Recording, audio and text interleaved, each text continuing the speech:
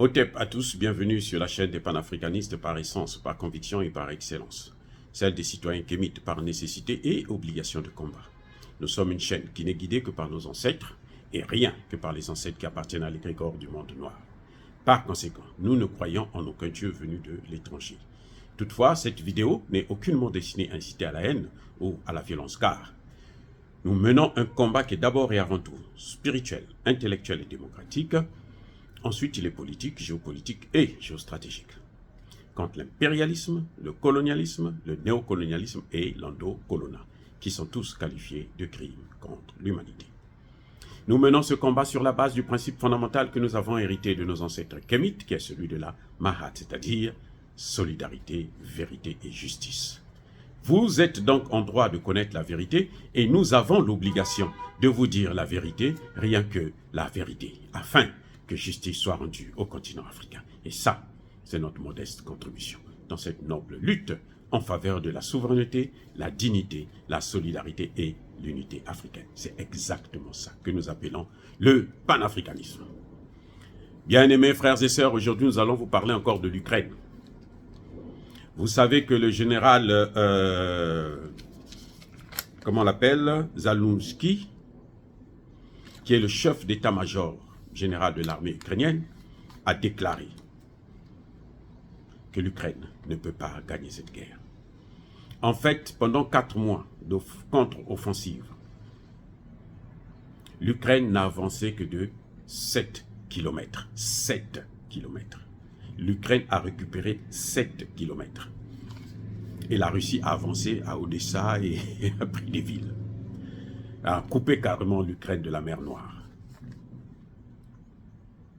Donc, le gars, il vous dit, il n'y aura jamais d'avancée significative. C'est fini. Nous avons perdu la guerre. En d'autres termes, c'est ce qu'il veut dire. Nous avons perdu la guerre parce que pour gagner cette guerre, il faut une nouvelle innovation, une nouvelle technique. Une technique qui n'existe pas pour vaincre la Russie qui, technologiquement sur le plan militaire, est très avancée et d'ailleurs plus avancée que les États-Unis d'Amérique, puisque les Russes ont les missiles hypersoniques que les Américains n'ont pas. Les États-Unis, les Russes peuvent frapper les États-Unis depuis la Russie, peuvent frapper, toucher n'importe quel pays au monde. Même la Corée du Nord a déjà cette technologie. Les Américains ne l'ont pas. Ça veut dire quoi?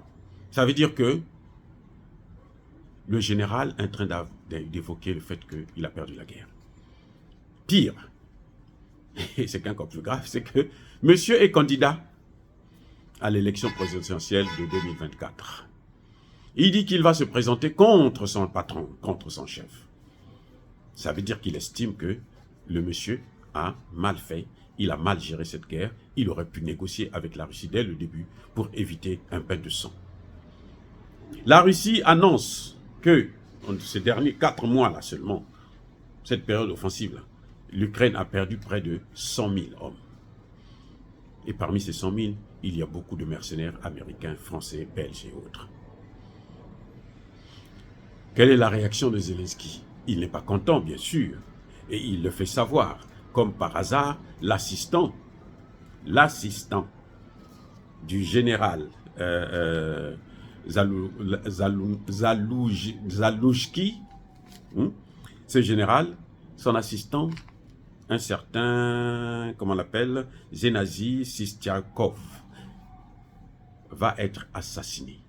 Il a été piégé le jour de son anniversaire. Il a reçu un cadeau empoisonné. Il y avait une bombe à l'intérieur. Quand il a ouvert, il a explosé, il est mort. Voilà la réponse de Zelensky. Voilà le pays qu'on dit un pays de droits de l'homme, où on ne peut pas dire la vérité. Voilà le travail des Américains, des services secrets américains. Parce que quand ils ne sont pas impliqués, tout de suite, ils allaient condamner Zelensky.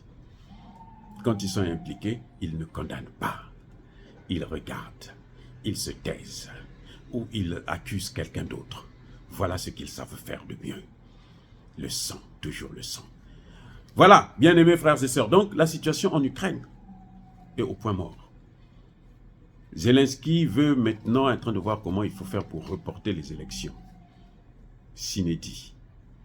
Eh oui, Parce que les États-Unis ont tourné la tête aussi vers leur vrai, l'enfant prodige, Israël.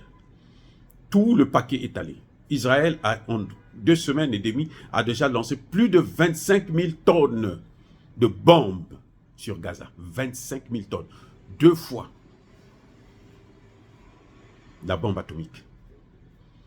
Donc imaginez, les États-Unis ont tout dépensé, ont tout envoyé. Il n'y a plus rien pour l'Ukraine. L'Ukraine est seule face à son destin.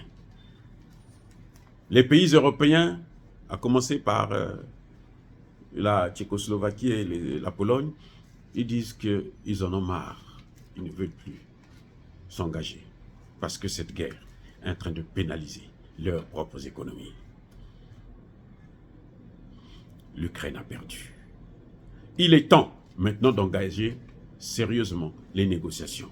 Mais est-ce que l'Ukraine peut négocier sans les États-Unis? On dit que les États-Unis demandent à Zelensky de négocier, c'est maintenant Zelensky qui refuse. Avant, c'était Zelensky qui voulait, les États-Unis ont refusé, par la voie de l'Angleterre, bien sûr, et maintenant, les États-Unis veulent qu'il négocie, c'est Zelensky qui refuse. Zelensky dit non, moi je vais me battre jusqu'au dernier Ukrainien. Voilà là où nous en sommes maintenant. Dire cela, c'est inciter à la haine ou à la violence. Non, il y a ma colère, il y a ma lèvre. Tous ceux qui sont les amis des États-Unis là finissent toujours comme ça. Je répète, tous ceux qui sont les amis des États-Unis finissent comme ça, par être abandonnés en plein vol. Monsieur Tshisekedi, écoutez bien ce que je suis en train de vous dire. Monsieur Tchani, faites attention. Faites attention. Quand je vous parle de la guerre en Ukraine, ce n'est pas parce que c'est la guerre elle-même qui m'intéresse. Non, c'est parce que je vois ce qui vient en Afrique. Enfin, je veux vous prévenir.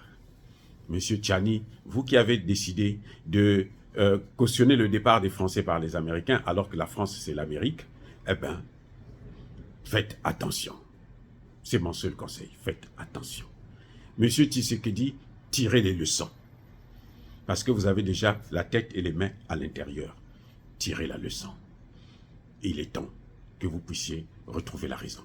Oh, bien-aimés frères et sœurs, soyez bénis. Je persiste et je signe. Soyez abondamment bénis par le Dieu des Kémites et par nos ancêtres angélisés. Mais que tous ceux qui persécutent le continent africain le pillent et le déstabilisent, qu'ils soient noirs, blancs, chinois, arabes, indiens, juifs, qui qu'ils soient punis, maudits, foudroyés, neutralisés, écrasés, effacés par ce Dieu des Kémites et par nos ancêtres angélisés.